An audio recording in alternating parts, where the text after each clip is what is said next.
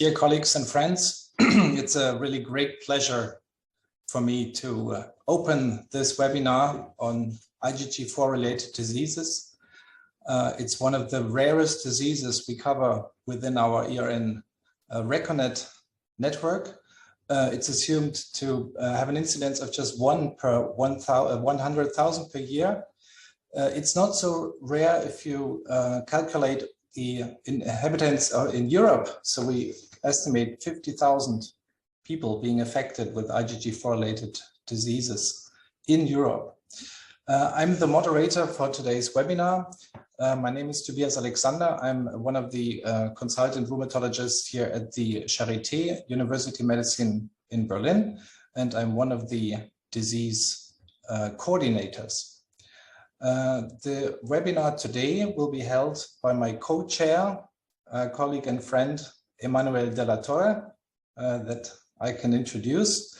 Emanuele finished his MD in Italy and then went to the USA. He had 3 years at Massachusetts, including the prestigious Harvard Medical School, where he got in contact with the experts of the disease, John Stone and Zach Wallace. So he is one of the dedicated experts also for the ERN to give us a feedback on what has been achieved over the last years. Because this disease is not only rare, it's also relatively new. And I think that this is a very good example on how fast sometimes evidence can be obtained, but how slow sometimes the distribution of all this evidence is.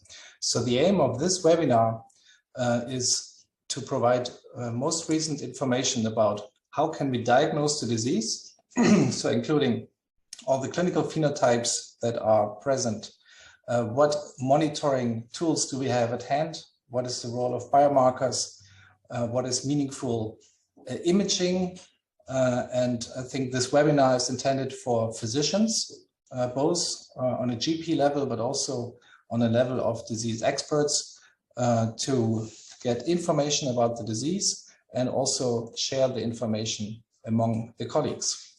I just want to share 1 or 2 housekeeping remarks. As you know, this webinar will be recorded, so you will be able to see all the content in the YouTube channel. Nevertheless, we have the possibility to discuss open questions, and you can easily write Q&As in the dedicated area.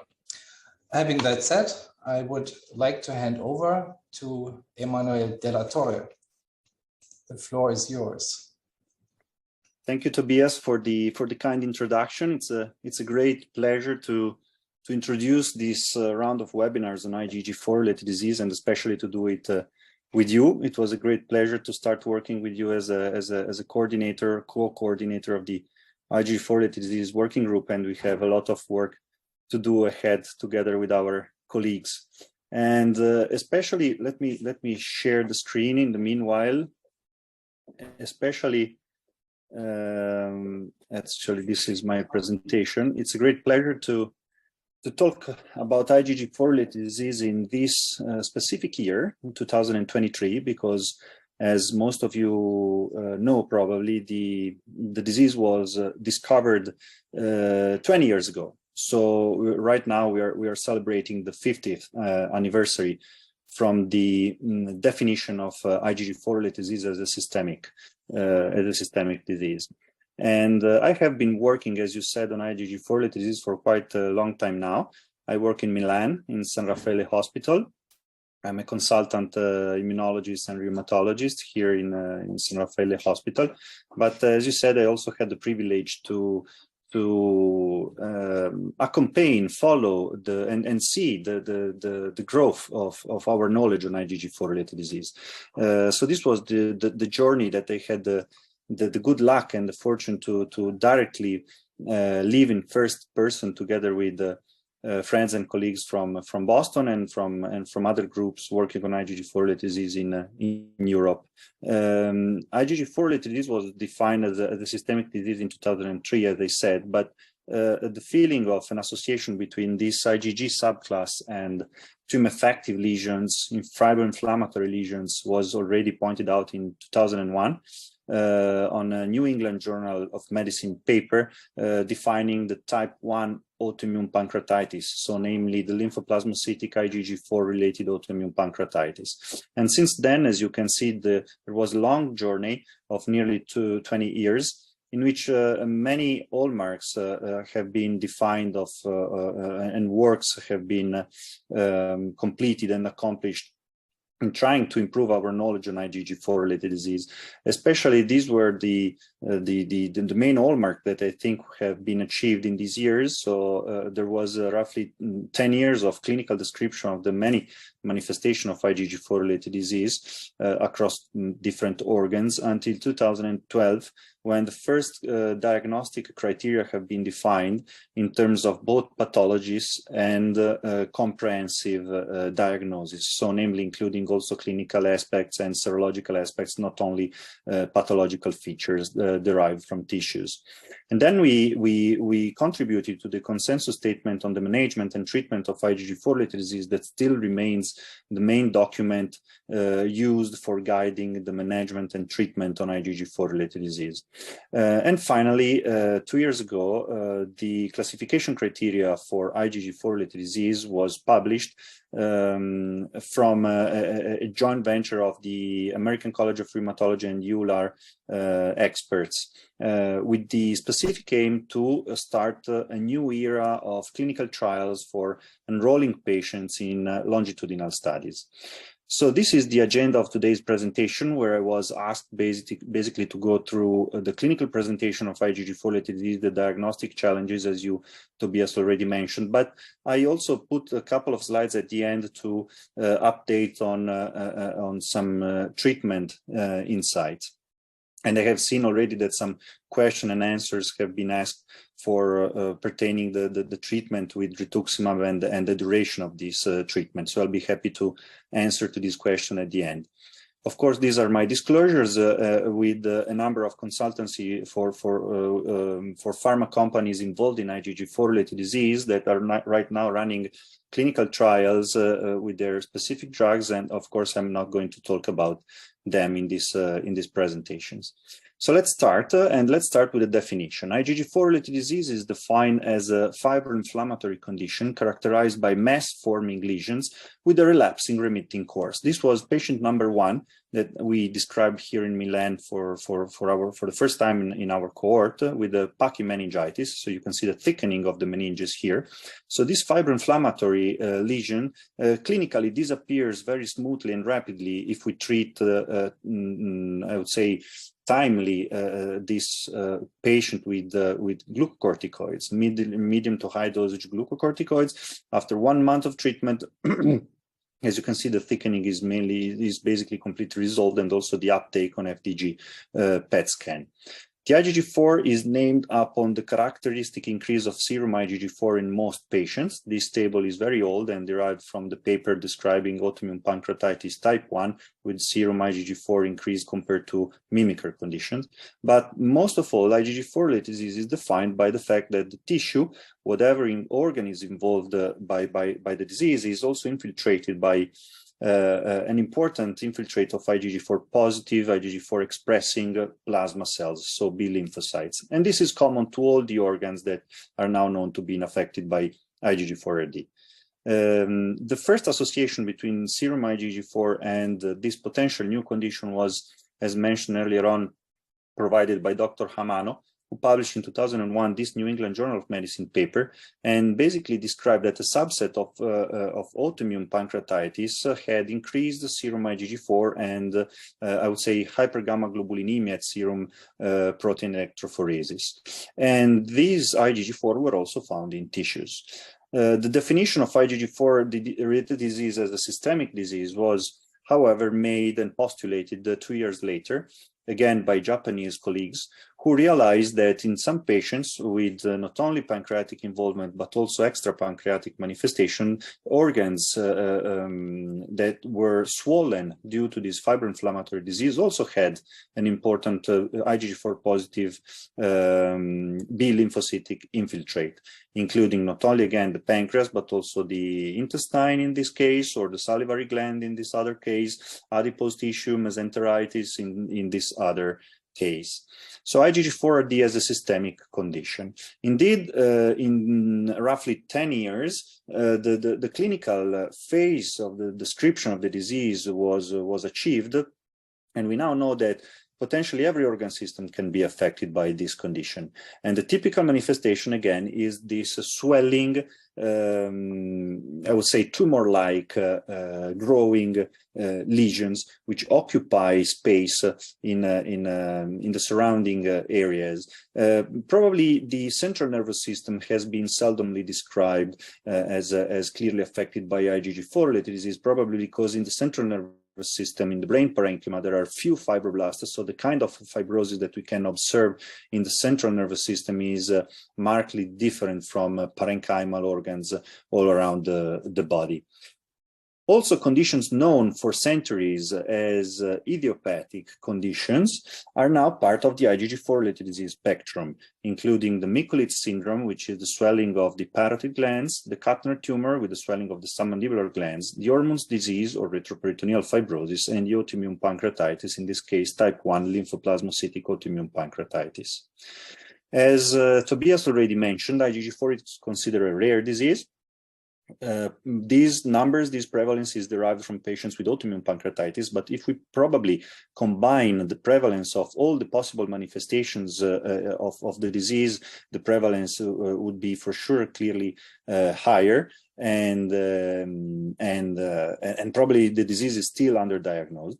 In any case, IgG4 typically presents in middle-aged to elderly males, so men, rather than females. We have a ratio of 3:1, male to female ratio, which is kind of interesting compared to other autoimmune disease, where we know that female prevalence is pivotal, is central in general in this kind of autoimmunity. We do not know for clear risk factors associated with the development of IgG4-related disease, probably smoke, and also being a blue-collar worker, so exposed to powders and metals has been suggested as a potential risk factors. IgG4-related disease in general typically presents in a very, I would say, subtle way, indolent way. Actually, this is what has been written in most reviews on IgG4-related disease available in the literature. So we don't have acute manifestations. In particular, fever is unusual unless associated with the superinfections, and also constitutional symptoms and weight loss are not a typical manifestation of IgG4-RD unless we consider the involvement of the biliary tract and of the pancreatic tract. The disease is typically, I would say, observed and diagnosed based on symptoms due to the mass effect of the fibroinflammatory lesion growing and compressing the surrounding organs and structures. These fibrotic masses can involve a single organ or multiple organs altogether, so simultaneously, or metachronously, so over time in an adding manner. And an important aspect of the disease is that the disease relapses. We can treat the disease with immunosuppressive agents, but the disease ultimately relapses. Typically, in nearly most of the patients, actually, this is also our experience. Sooner or later, the disease will come back, even after years of observation. This is clearly probably due to the fact that we don't know the cause of the disease, so we are not able actually to target and to stop the pathophysiological driver of the disease so far. We now know that the disease can present in 4 different clinical phenotypes, which have been grouped thanks to to a latent class analysis derived from the cohorts of cases that we submitted for the development of the classification criteria. So out of nearly 1,000 of cases that we used to validate the classification criteria, American colleagues from the US have also applied this latent class analysis, according to which the disease apparently seems to present in 4 different phenotypes with very clear manifestations and organ involvement. We have type 1 phenotype, which is the pancreatobiliary involvement. We have the retroperitoneal or aortitis phenotype, which is type 2 phenotype, very resembling large vessel vasculitis, but also including the retroperitoneal fibrosis. We have head and neck limited involvement, with involvement of the orbits, of the meninges, of the nasal cavities, thyroid, larynges and pharynges and pharynx. And we have the systemic or type 4 phenotype, which typically includes the Micholitz disease, the Kapner tumor, the submandibular lacrimal gland involvement, but might also involve lungs, kidneys, and other organs.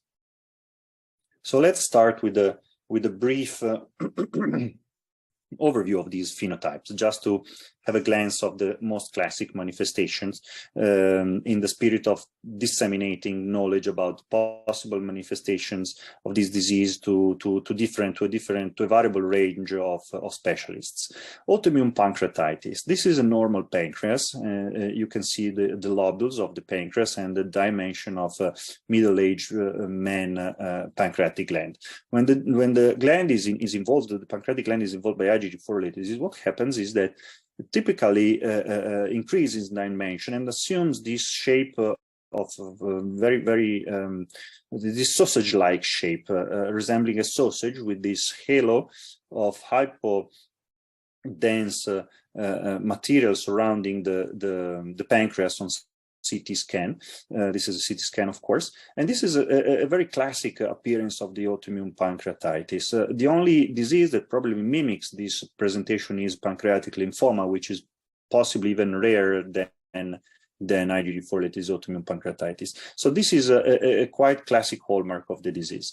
More difficult is the differentiation of pancreatic involvement IgG4-related disease with pancreatic cancer, pancreatic adenocarcinoma, especially when the pancreatic involvement is focal and not diffuse. So in this case, of course, biopsies and histological confirmation is warranted to exclude pancreatic adenocarcinoma.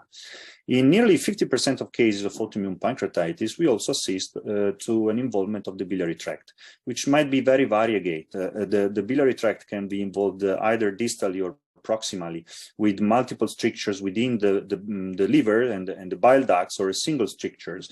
In this case, of course, the differential diagnosis is much broader. We might consider a sclerosing cholangitis or infectious cholangitis or cholangiocarcinoma, of course. Remaining in the abdomen, type 2 phenotype of IgG4-related disease is dominated mainly by the vascular involvement. So we have retroperitoneal fibrosis, also known as periaortitis or inflammatory aortic aneurysm, depending on the manifestation of the radiological presentation.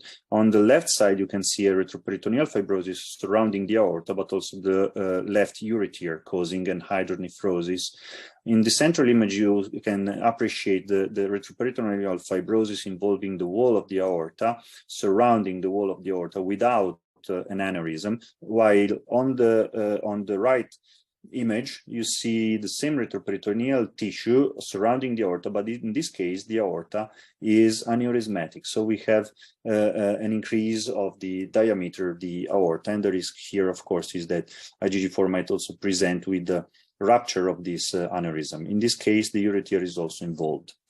The aorta can be involved also caudally, so basically in the mediastinum.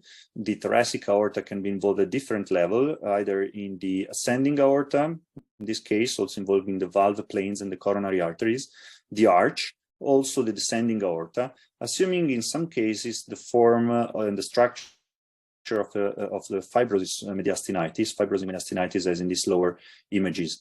I usually put these pictures of PET CT scan because I think that PET-CT scan is an important instrument, an important tool for assessing the overall involvement of IgG4 related disease, and especially to identify also potential alternative sites of tissue biopsies in case the primary manifestation is not easily I would say achievable with the sample, with the biopsy sample.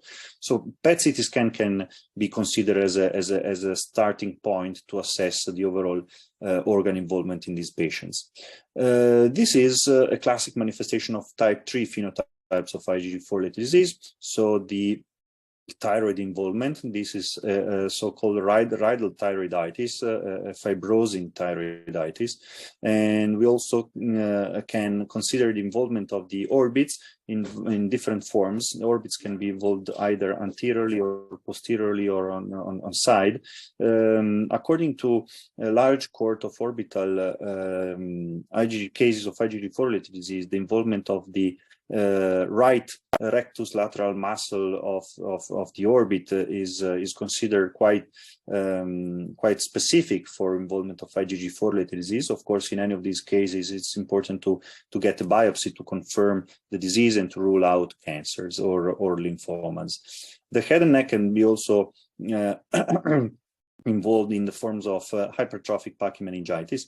So in this case, the meninges, typically the dura mater, but also the leptomeninges, can be involved either in the supratentorial or subtentorial part of the central nervous system, but the disease can also go deep into the skull or down or caudally and involve the spinal cord at different levels. In this case, the presentation would, of course, be nerve pulses or intermotor or sensory nerve pulses or headache, of course, or pain in the spine. Type 4 phenotypes involves the so-called Mikulitz disease. So this is the swelling of the parotid glands and of the submandibular glands. Again, classic images on PET-CT scan with bilateral involvement, but also lacrimal glands can be involved. So during physical examination, we typically try to lift the upper highlight to see whether the lacrimal glands pops up like a little bag here. This should not be observable in physiological conditions, of course. And in all these cases, the differential diagnosis, again, is quite broad. Sjogren's syndrome, sarcoidosis, lymphoma, of course. In IgG4 related disease, what is typically lacking is the Zika syndrome. So the dry eye or the dry mouth are not classically observed in IgG4 related disease. Lung involvement can be very variegate. Again, we might observe different types of involvement, including lung fibrosis with honeycombing presentation, or single or multiple masses of the disease, or a combination of these aspects together. But what seems to be quite typical of IgG4 is this fibrotic tissue surrounding the bronchi. So these bundles that are parallel to the bronchi and to the vessels without occluding them, without compressing them, and this has been also included in the classification criteria of IgG4 related disease, but we'll have a look on this later on. Finally, kidney involvement is also quite important manifestation of IgG4. The kidney can be involved monolaterally, bilaterally with these fibrotic masses, which might involve either one or both kidneys, or the kidney can be involved in its I would say pelvic region. Kidney manifestation can also include glomerulonephritis or tubulointerstitial nephritis. So there is again a variable spectrum of urinary manifestations that can be of course assessed through a number of exams, including the sediment of the urines, and also, of course, whatever possible, these masses should be biopsied to confirm the diagnosis. It's always important to understand which kind of phenotypes we are facing in IgG4 related disease, because each phenotype and each organ manifestation can have different outcomes on the long run.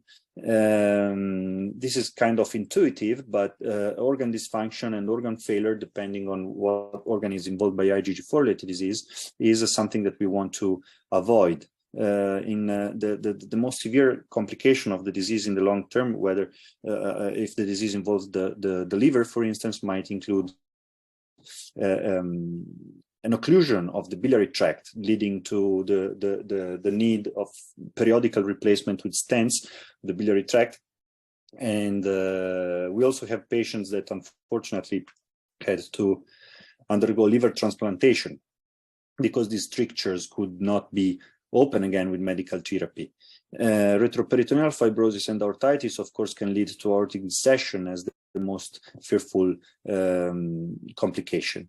Head and neck disease might lead to permanent neurological defects or reduction of visual acuity. In some instances, we also see that the disease might have an aggressive phenotype with a destructive behavior towards the bones of the skull, of the nose, of the palate. In these, and of course, if IgG4 disease involves the lung, can give different manifestations, including dyspnea or decrease of respiratory function and renal function, of course. So how do we get to a diagnostic confirmation of IgG4-related disease? These were all the clinical manifestations that can typically present to our clinic, to our offices. What kind of exams we can ask to validate our suspect? I would immediately say that there is no single biomarker which is diagnostic for IgG4-related disease that can be used to non-invasively assess or confirm the disease. In a very interesting work led by Tobias and by Dr. Luca Iaccarino from Padua, we try to summarize what all these potential biomarkers present in the literature that might support or help in the diagnosis and the management of IgG4-related disease. And this is indeed a very interesting paper with a number of interesting tables summarizing some of these biomarkers. In particular, we assessed biomarkers pertaining immunoglobulins, so the immune system in general, ranging from IgG2, IgE, and of course IgG4 and also IgA. In particular, in IgA for the differential Castleman disease seemed to be quite useful. A number of cytokines that has been considered as a diagnostic and also prognostic potential. But of course, the measurement of these cytokines, it's always very difficult and challenging. So the sensitivity and the specificity of measuring these biomarkers is not, of course, very high. And also some immune cell subsets have been considered in the past for their diagnostic and prognostic purposes, in particular plasmablasts and the eosinophils. But measurement of plasmablasts, of course, requires a skilled cytometric experts for the analysis. Eosinophils can be used, but not in all patients, because hypereosinophilia is observable in a minor proportion of patients. So this is a slide to summarize basically what we currently use in clinical practice to follow up and to support the diagnosis of IgG4-related disease. As I said, peripheral eosinophilia is present in nearly 30% of patients, and this is unrelated to their allergic background. So we still do not know why some patients have an important hypereosinophilia. Probably this is due to a different pathogenic background, which is unfortunately still unknown. Inflammatory markers are typically not increased in IgG4-related disease, except for type 2 phenotypes. So retroperitoneal fibrosis and periaortitis is the manifestation of IgG4-related disease that typically has a major increase in inflammatory markers, especially CRP. ESR, the erythrocyte sedimentation rate, can be observed, can be increased also in other disease phenotypes, and this is probably due to the accompanying hypergammaglobulinemia. And hypergammaglobulinemia is classically due to the concomitant increase in IgG subclasses and sometimes IgE elevation, again in 30% of patients. In particular, the subclass that is increased in nearly all IgG4-related disease patients is the IgG4 subclass. IgG4 can be elevated in up to 70% of patients. So this is an important consideration to make. Nearly 30% of patients, even if they have classic IgG4 disease, might also have normal serum IgG4 level. Serum IgG4 are classically increased in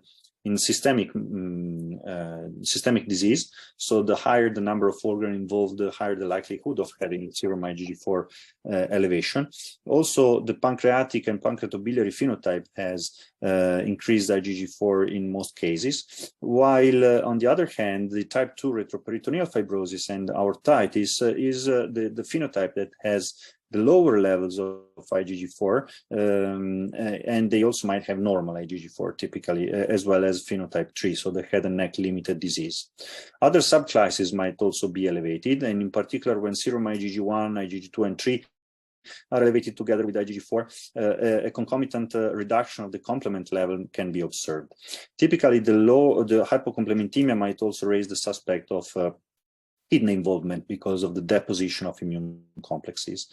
Autoantibodies typical of other autoimmune diseases are not observed in IgG4-related disease. There are papers raising the possibility that a potential overlap between IgG4-related disease and other immune-mediated disorders such as lupus or vasculitis might occur, but this is of course a potential rare occurrence. Just another brief consideration on serum IgG4. Again, serum IgG4 for diagnostic purposes should not be used because their sensitivity and specificity is quite low. Even if we increase the cutoff for normality of serum IgG4.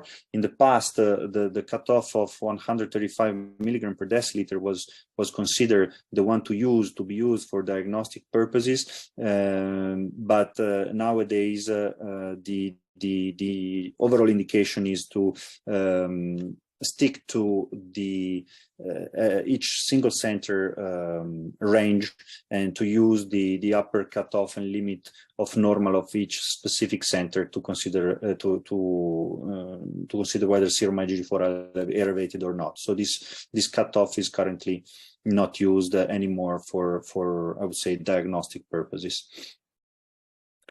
So how do we diagnose finally and definitely IgG4-related disease? We need tissue.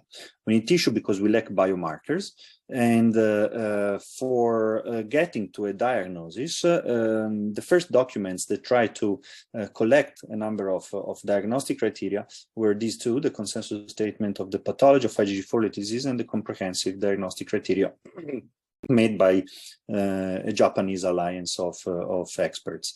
The consensus statement of the pathology of IgG4-related disease pertains mainly the tissue.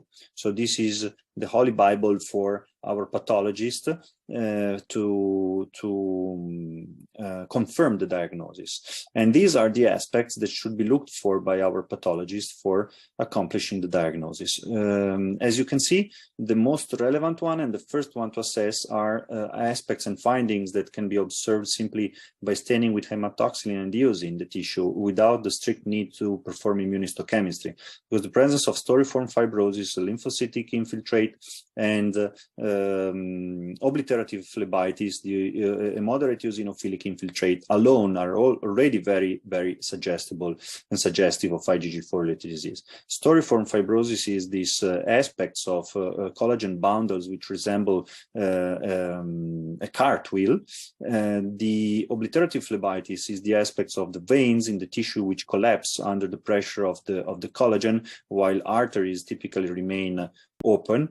And the lymphoplasmacytic infiltrate is of course predominant, with features of tertiary lymphoid organs that develops in the affected tissue. Immunohistochemistry needs to be done of course afterwards to support the diagnosis, in particular for looking for IgG4 positive plasma cells, which typically are represent the most abundant IgG subclass over total IgG. And of course, the presence of granulomas or abscesses or necrosis or monoclonal T and B lymphocytes are exclusion criteria in this case, because they would, of course, point towards another disease, in particular vasculitis, for instance, but also infectious conditions like tuberculosis can be refilled of serum of IgG4 positive plasma cells. There are also lymphomas that produce IgG4, but in this case, studies of clonality are helpful to rule out this possibility.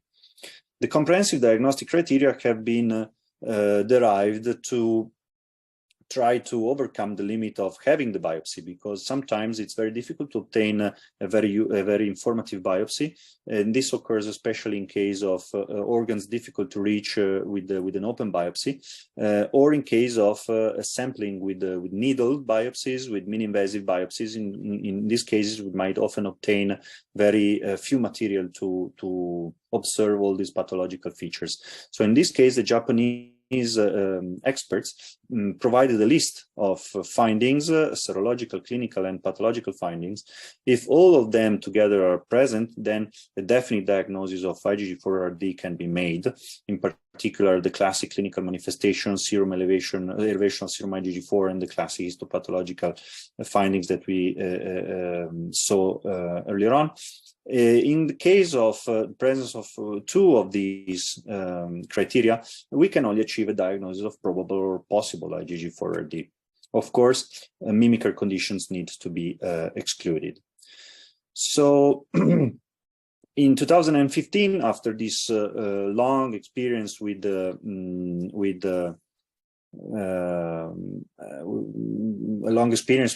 clinical manifestation of the disease and with the documents helpful to guide the diagnosis, the treatment guidelines for IgG4-related disease have been released, and in particular, the overall principles for treating IgG4 are the one that I summarize here. So IgG4 can be symptomatic or asymptomatic. So the need for treatment in these cases should be weighted according to the disease manifestation, the potential development of organ failure.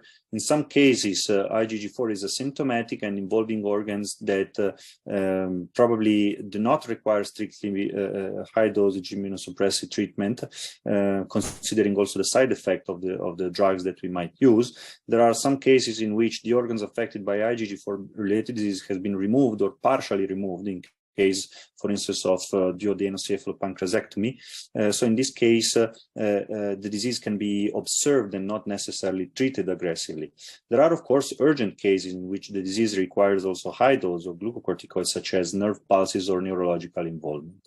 We still do not know whether we have a limited window of time. A growing literature suggests that IgG4 moves from a I would say, inflamed phenotype to a fibrotic phenotype. So probably we have a form of reversible fibrosis within a limited range of time, and once the fibrosis has been achieved, medical treatment might not be useful anymore. And then we have to consider that IgG4 disease is a relapsing condition. So together with an induction of remission approach, we also need to keep in mind the maintenance of remission treatment in the long term to prevent further damages and organ failure. So induction of remission is typically achieved with glucocorticoids. This is the classic dosage suggested by the consensus on the treatment of IgG4-RD, so 0.6 to 1 milligram per kilo prednisone, or equivalent of prednisone, and this kind of regimen should be maintained for 3 to 4 weeks and then gradually taper over 3 to 6 months. The Japanese school is likes to keep patients on longer treatment with low dose glucocorticoids, but it is becoming clearer and clearer than low dose of glucocorticoids, even if maintained for a long time, are not capable of preventing IgG4 related disease relapse. Rather, they expose patients to long-term steroid related adverse events. This is the response that we should expect from a 1-month treatment course of glucocorticoids. This is a pancreas, of course, that is swollen and uptaking FDG on PET-CT scan. And after 1 month of treatment, this is what we should expect. So a shrinking of the mass. This is a pancreas, but in theory, this should occur in any IgG4 disease manifestation. And oftentimes, we use this glucocorticoids treatment also as a sort of ex juvantibus confirmation of the disease. A pancreatic ductal adenocarcinoma will never behave like that. In case the focal mass of the pancreatitis does not shrink, then surgery should be mandatory, of course. As I said before, IgG4-related disease relapses in nearly 50% of cases within 2 to 3 years. The risk factors and predictors of relapse of IgG4-related disease are the one indicated here. So multi-organ disease, when a patient presents with more than 1 or 2 organs, then this is very indicative of a possible relapse after induction of remission treatment. Elevated serum IgG4 and IgE at baseline are also important predictors of IgG4-related disease relapse. So in these cases, we might want to keep patients under maintenance treatment or to strictly follow them up to intercept early disease relapse. And maintenance of remission can be done again with middle dose glucocorticoids or with a number of immunosuppressive agents. Most data coming from most data pertaining these DMARDs or immunosuppressive agents are coming from retrospective cohorts studies, so they have not been actually validated adequately, except for mycophenolate mofetyl and cyclophosphamide. In this case, Japanese researchers conducted randomized controlled trials of prospective studies in which the addition of these 2 immunosuppressive agents seems to be superior to glucocorticoids alone in maintaining disease remission. In any case, wherever B-cell depletion treatment with rituximab is available, this represents the most important second-line treatment or even the first-line treatment in some instances, because the treatment is associated with a 70 to 80% remission rate at 6 months. And this was a seminal paper published by our American colleagues from Boston. And this is our experience with patients affected by relapsing IgG4-related disease treated with rituximab. So immediately after 1 to 2 months, the treatment leads to disappearance and shrinking of these masses. And this occurs also in the absence of concomitant glucocorticoid treatment. These are lung masses in the upper right quadrant. This is a patient with orbital disease and pseudotumor showing an important remission after treatment. In a meta-analysis that we recently conducted, we confirmed this data, and basically at 6 months after rituximab, we expect an 80%, 88%, nearly 9% of complete responses. The disease, however, relapses. So once the effect of rituximab is over, typically after 4 to 6 months, we assist to a possible relapse with a median time of 10 months in nearly 20 to 25% of patients. So relapse occurs rapidly in patients who are already have already a relapsing behavior of their disease. So in these cases, we started a sort of internal protocol by using rituximab not on demand, so not just in case of relapse, but periodically, so every 6 months, for 3 times, and we were able to observe that basically we were able to prevent disease relapse. Also, if we used 1 gram rather than 2 grams of rituximab. What I didn't say before is that the scheme for rituximab can be either the rheumatoid arthritis one, so 1 grams times 2, 15 days apart, or the hematological dosage, so 375 milligrams per kilo on a weekly basis for 4 weeks. They equally works on the disease, but we are used as a rheumatologist to adopt this second scheme. To track disease response, we use, of course, our clinical experience. We use radiology. We track serum IgG4, and which still remains the most relevant biomarkers whenever it's elevated at baseline. But American colleagues also provided this IgG4 related disease responder index, which is very similar to what is used in the setting of vasculitis, and basically scores the organ's activity based on the dimension and the reduction of the organs after treatment.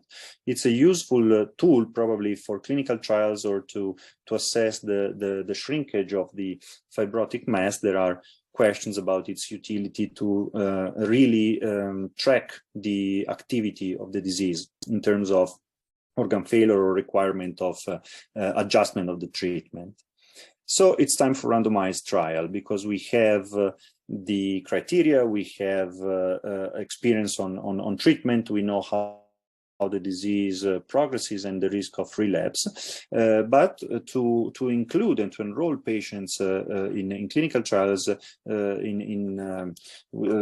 some time ago, we were still lacking uniform criteria to enroll a uniform population of patients. That's why in the last 5 years, again, the group of Dr. Stone from Boston led the development of the classification criteria on IgG4 disease, so the joint ACR-Euler classification criteria, which are mainly used for enrollment in clinical trials, but of course, as typically happens, they might be used in clinical practice as a sort of useful framework to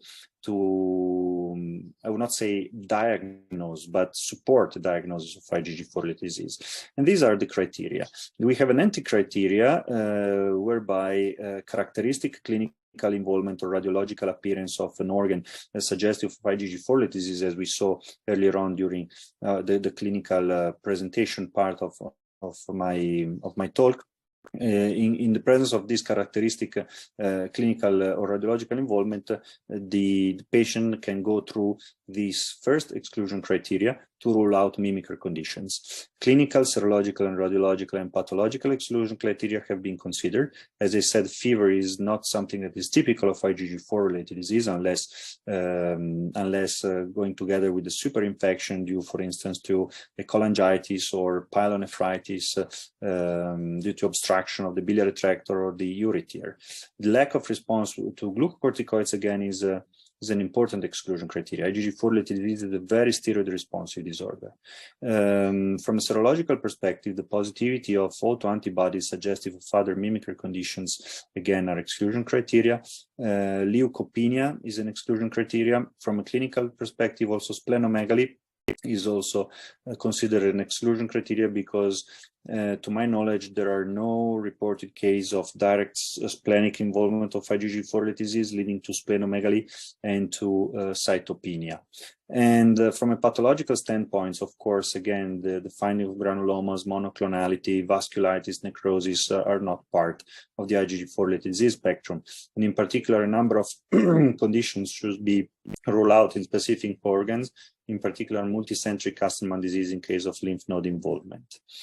And then if these exclusion criteria have been ruled out, then we have the inclusion criteria, and every inclusion criteria is weighted and scored with the number. And if summing up all this number, if we sum up all this number and achieve a value of 20 or higher, this should classify the patient as having IgG4 disease. And the criteria are shown here. I would just mention the most classic clinical findings, which gives the higher score to a clinical manifestation for classifying a patient with IgG4 disease. I already mentioned some of them, including the classic Mikulitz disease, the peribronchial thickening and bundles here. We also have included in the criteria this paravertebral blend-like soft tissue, specific in particular in the thorax, but also in the abdomen, which can be found also in some ANCA-associated vasculitis. But we have a number of patients also with this feature with having IgG4 disease. The combined sausage-like shaped pancreas with the multiple strictures in the bile duct, the bilateral soft tissue-like masses in the kidneys, and the retroperitoneal fibrosis with circumferential involvement of the aorta extending to the iliac arteries. And this leads to a high sensitivity and specificity for the diagnosis. At this point, what is at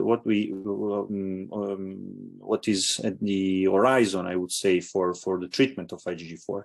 We acquired a number of knowledges and about the potential physiopathology behind the IgG4 disease, and we now know that probably B lymphocytes are crucial for the maintenance and fueling the disease, because once they have been instructed by T follicular helper cells, they probably interact with cognate antigen-specific CD4 and or CD8 T lymphocytes. They both are recruited in inflamed tissues where they provide and they sustain fibroblast activation for the development of tissue fibrosis, which is really the hallmark and the ultimate pathological evolution of the disease.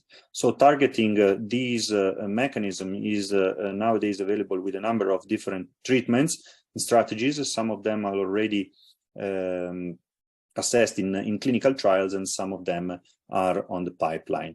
So looking ahead, this is what we are still researching. We are looking for the data for the clinical ongoing trials. We need registries, of course, to understand something better about the long-term evolution and progression of the disease. We also need patient-reported outcomes to understand how we really impact on patient quality of life with our treatments. And of course, we need the biomarkers to make the diagnosis and the management of IgG4 disease much more smooth. I thank you very much for your attention, and I'm happy to take any question. Thanks, Emmanuel, for taking us on this marvelous journey on the 20 years history of the disease and highlighting most relevant aspects, which already provoked some questions. Unfortunately, we have to close this channel in 5 minutes, but I think we have time for 2 or 3 questions. Most questions are concerning diagnosis and treatment. We may start with imaging. You highlighted the role of PET scans. You know that we have now, in addition to FDG, also the FAPI PET scan, which detects fibroblast activations. What do you think is the role of PET in these days, especially if you want to distinguish FAPI versus FDG PET? This is a very complicated question, because actually we have not used FAPI PET yet extensively, and it should be they should be probably assessed in a head-to-head trial to assess whether what we really want to tackle is the fibroblast activation of B lymphocyte activation. In my mind, probably they should, in theory,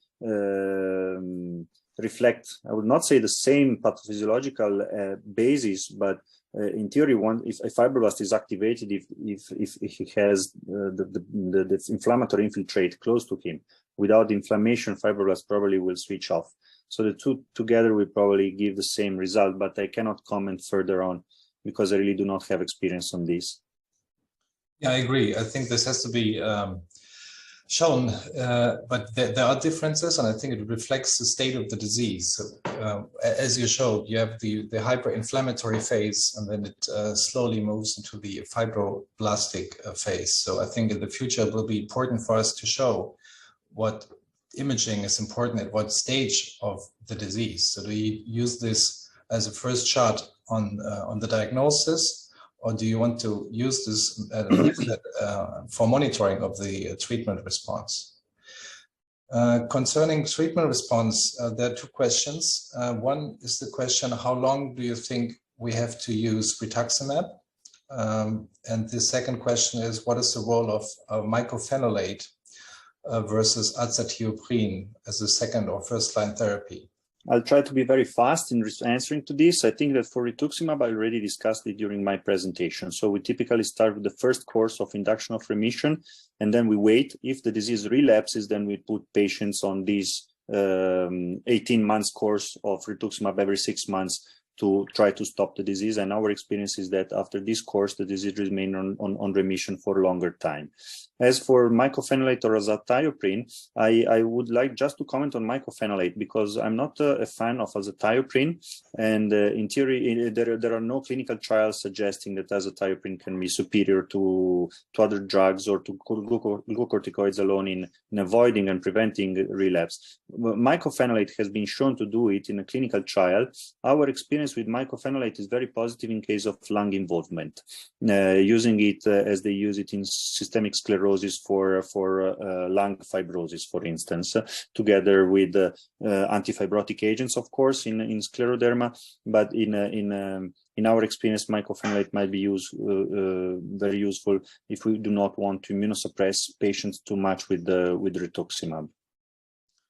Final question is about the phenotypes. You showed similarities, but also differences between the 4 phenotypes. And this has been based on clinical and also lab work. Do you think it's reasonable to stick to those 4 phenotypes because we also see overlaps between the phenotypes? I thank you for this question because this really opens an entire field of discussion. I think this might be very useful to derive potential pathophysiological hypotheses underlying IgG4 disease, because indeed we really see that retroperitoneal fibrosis and periaortitis as probably likely a separate manifestation of the disease. But I'm with you that the overlap between type 1 and type 4 is absolutely very common in clinical practice, so they probably refer to the same disease phenotype. I would also suggest that probably they reflect a different treatment in the future. Probably aortitis might also be challenged with anti-IL-6 agents rather than B-cell depleting one. Yeah, so this leaves us with a lot of questions open, and I think we can work together at the ERN, but also make advertisement for upcoming symposia on IgG4-related disease. You may say a word.